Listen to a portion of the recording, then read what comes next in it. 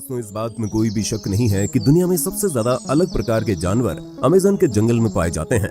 इसके अंदर जाकर ऐसा लगता है जैसे हम किसी दूसरी दुनिया में आ गए हों। इस वक्त धरती का सबसे ज्यादा घना जंगल अमेज़न ही है। ये बिल्कुल ऐसी स्थिति में है जैसे पूरी दुनिया में लाखों साल पहले जंगल हुआ करते थे। कई लोगों का ये भी मानना है कि अमेज़न के जंगलों की गहराई में आज भी डायनासोर जैसे जीव जिंदा हो सकते हैं। जितना बड़ा और घना अमेज़न का जंगल है वो उतना ही ज्यादा रहस्यमय भी है। आज तक लोगों को ये नहीं पता कि ये जंगल बना कैसे, क्योंकि ये दुनिया के किसी भी जंगल से बहुत ज्यादा अलग है। लेकिन माना जाता है कि इससे बाहर से आए किसी ने बनाया है। आज हम आपको कुछ बताएंगे इनके बारे में, तो बने रहिए वीडियो के एंड तक।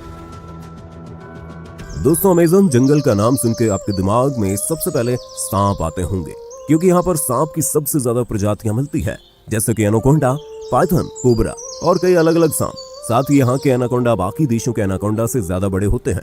कुछ का मानना है कि अमेज़न के जंगल में प्राचीन वक्त के सांप भी मौजूद हैं, क्योंकि इसका क्लाइमेट और नेचर बिल्कुल वैसा है जैसे लाखों साल पहले धरती का था, और वैसे इस सपनों को देखे जाने की बात भी होती रहती है। इस जंगल में बुलेट एंट और साथ ही और भी कई अनोखे जानवर हैं, जो कि बस अमेज़न में ही मिलते हैं। अमेज़न में कई जानवरों पर रिसर्च की गई है, पर फिर भी आज तक अमेज़न के आधे से भी कम हिस्से को ही हम देख पाए हैं। अमेज़न का 75% हिस्सा ऐसा है जहाँ आज तक इंसान पहुँच नहीं पाए, क्योंकि ये बहुत ही ज्यादा घना है और इतने अंदर तक टेक्नोलॉजिकल सामानों को लेकर जाना नामुमकिन है। साथ ही जैसे कि हमने कहा, इसका क्लाइमेट लाखों साल पहले की पृथ्वी जैसा है, तो वैज्ञानिक इसके साथ छेड़छाड़ करके इसे बर्बाद नहीं करना चाहते। अमेज़न में कई आदिवासियों की ट्राइब भी रहती है, और अमेज़न के घने जंगलों में और भी कई ऐसी जनजातियां होती होंगी जिनके बारे में हमें कुछ भी नहीं पता। और अगर टेक्नोलॉजिकल डेवलपमेंट की वजह से अमेज़न जंगल नष्ट हो गया तो दुनिया से कई सारे जीव विलुप्त हो जाएंगे। दोस्तों, आए दिन अमेज़न के बारे में नई और अनोखी बातें पता चलती रहती हैं। यहाँ अक्सर कई एक्सपेरिमेंट्स और रिसर्च चलते रहते हैं।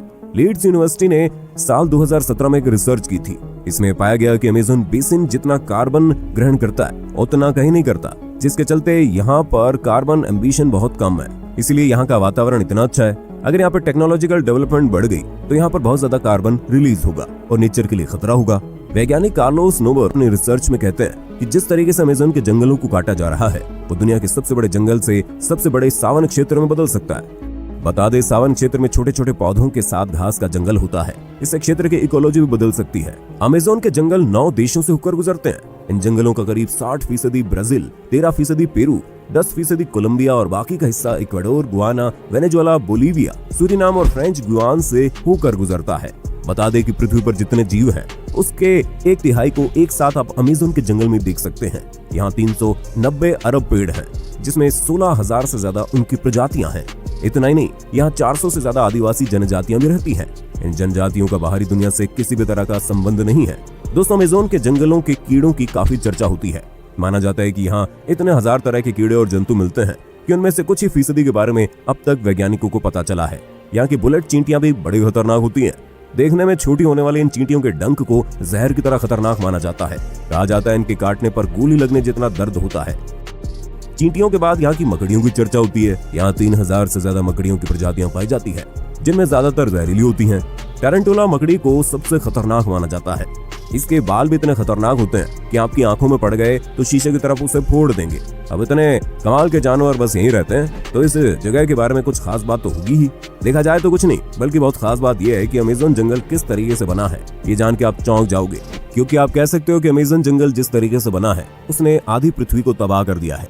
दरअसल हाल ही के कुछ स्टडीज में पता चला है कि डायनासोर को मारने वाला एस्टेरॉयड एक नए नियो ट्रॉपिकल जंगल के निर्माण के लिए जिम्मेदार है। ट्रॉपिकल जंगलों का निर्माण एक एस्टेरॉयड के कारण हुआ, जो लगभग 66 मिलियन वर्ष पहले पृथ्वी से टकराया था, और इसके बाद क्रेटेशियस मॉस एक्सटिंक्शन हुआ था, जिसने धरती के सारे रुख को बदल दिया। जिस दौरान हमारे धरती पर राज करने वाले करीब 75% जीवों की प्रजातियां पूरी तरह विलुप्त हो गई थी।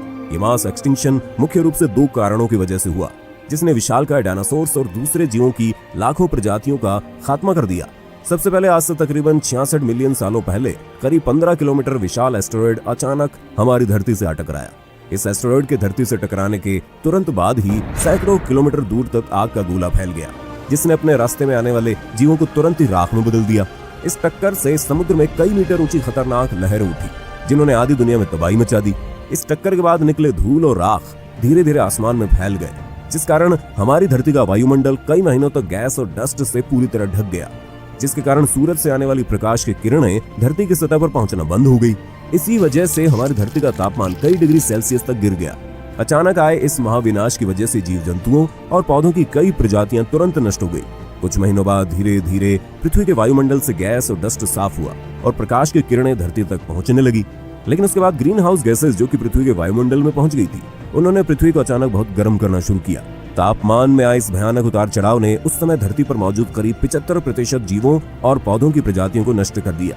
वहीं कुछ वैज्ञानिकों का मानना है कि इस मास एक्सटिंक्शन में रही सही कसर उस समय के डेक्कन ट्रैप्स यानी कि आज के दक्षिण भारत में हुए विशालकाय वोल्केनिक इरप्शन ने पूरी कर दी। ये वोल्केनिक इरप्शन बेहद ही खतरनाक थे, जिनसे भारी मात्रा में कार्बन डाइऑक्साइड और खतरनाक ग्रीन हाउस गैस निकली, जिन्होंने बचे हुए जीवों को खत्म कर दिया। पर इसी मास एक्सटिंक्शन के बाद मैमल्स और दूसरे जीवों की प्रजातियां अस्तित्व में आई, जिन्होंने कई लाखों सालों के इवोल्यूशन के बाद जाकर हम इंसानों का रूप लिया, जो कि अभी इस वीडियो को देख रहे हैं। और ये उल्कापिंड हमारे जीवन के लिए बहुत ही ज्यादा महत्वपूर्ण था। अगर ये उल्कापिंड नहीं टकराए होते तो आज हम जिंदा नहीं होते। और ये उल्कापिंड ही वो कारण है कि अमेज़न फॉरेस्ट इतना ज्यादा घना है और इसके अंदर कई अनोखे जीव रहते हैं। दरअसल आज जहाँ अमेज़न जंगल है, वहाँ पर डायनासोर के समय में बहुत ही ज्यादा बड़े बड़े पेड़ हुआ करते थे, लेकिन कई शाकाहारी डायनासोर थे जो कि इन पेड़ों को खाते थे, जिसके चलते इन पेड़ों को कभी अच्छे तरीके से बढ़ने का मौका ही नहीं मिला, क्योंकि डायनासोर उन पेड़ों को खा जाते थे। लेकिन जब उल्कापिंड गिरा तो डायनासोर पूरे तरीके से विलुप्त हो गए, जिसके बाद इन पेड़ों को खाने वाला कोई भी नहीं था। लेकिन ये जो उल्कापिंड था वो बिल्कुल सटीक अमेज़न जंगल के ऊपर गिरा था, जिसके चलते ये जंगल की हालात पूरे तरीके से गायब हो गई। यहाँ कोई भी जीवन नहीं बचा और साथ ही ये जगह पूरी रेडिएशन से भर गई। ये उल्कापिंड की गर्मी इतनी ज्यादा थी कि उसने हर एक पेड़ पौधों को जला दिया। माना जाता है उसने जमीन पर बहुत ही बड़ा गड्ढा बना दिया था। लेकिन समय के साथ साथ धीरे धीरे वहाँ की स्थिति शांत हुई और वहाँ पर जीवन फिर से पनपने लगा। इस बार उन पेड़ पौधों को उगने से रोकने के लिए कोई भी डायनासोर जैसा जीव नहीं था, जिसके चलते पेड़ पौधे बहुत ही ज्यादा तेजी से बढ़ गए। और आप कह सकते हैं कि जिस रेडिएशन ने इस जगह को तबाह किया, उसने इन पेड़ों को उगने में और ज्यादा मदद की। अमेज़न रेन फॉरेस्ट की जमीन सबसे ज्यादा फर्टिलाइज्ड जमीन मानी जाती है। जो उल्कापिंड धरती पर गिरा था वो करीब 12 किलोमीटर बड़ा होगा। और देखा जाए तो अब के समय में real main Amazon rain forest 12 kilometre area में फैला हुआ है और ये जंगल अपने आसपास के जंगल में काफी ज्यादा अलग दिखता है। अगर आप ऊपर से देखो तो आप क्लियरली बाकी जंगल और अमेज़न रेन फॉरेस्ट के बीच का अंतर देख सकते हो। अमेज़न रेन फॉरेस्ट के अंदर कई ऐसी खास वनस्पतियां और खास तरीके के पेड़ है जो कि पूरी दुनिया में और कहीं नहीं मिलते। और अमेज़न रेन फॉरेस्ट के बहुत ही ज्यादा गहराई में क्या है ये कोई नहीं जानता, क्योंकि किसी ने इसे पूरी तरीके से देखा ही नहीं है। हो सकता है उल्कापिंड की वजह से इसके अंदर पूरी एक अलग दुनिया बन गई हो। यहाँ पर पेड़ बाकी किसी भी जंगल से बहुत ज्यादा घने हैं और ये भी कहीं ना कहीं उस उल्कापिंड से जुड़े हैं। आपको ये बात शायद पता होगी, जब भी वोल्केनो फूटता है तो उसके आसपास की सारी जगह लावा की वजह से तबाह हो जाती है, लेकिन उसके कुछ सालों बाद वही लावा नए जीवन की शुरुआत करता है। ये कुदरत का नियम है और हमेशा अंत के बाद आरंभ होता है। क्रेटेशियस मास एक्सटिंक्शन से पहले भी 4 मास एक्सटिंक्शन हुए थे। एक्सटिंक्शन थे Ordovician mass extinction, Devonian mass extinction, Permian mass extinction और टेरेसिक जुरासिक मास एक्सटिंक्शन। और फिर हुआ था क्रेटेशियस मास एक्सटिंक्शन। और इन सब एक्सटिंक्शन की वजह से धरती का एक जीवन पूरे तरीके से नष्ट हो गया और दूसरे जीवन को पनपना पड़ा।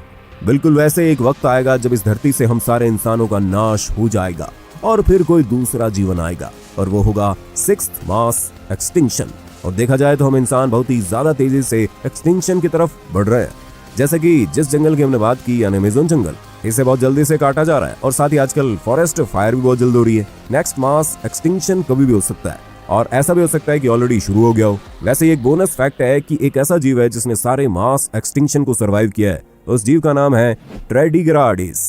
तो बस यही तो आज का वीडियो था। अगर आपको ये इन्फॉर्मेटिव वीडियो पसंद आए तो वीडियो को लाइक कर देना। ऐसे अनोखे वीडियोस देखते रहना चाहते हो तो चैनल को सब्सक्राइब भी कर देना।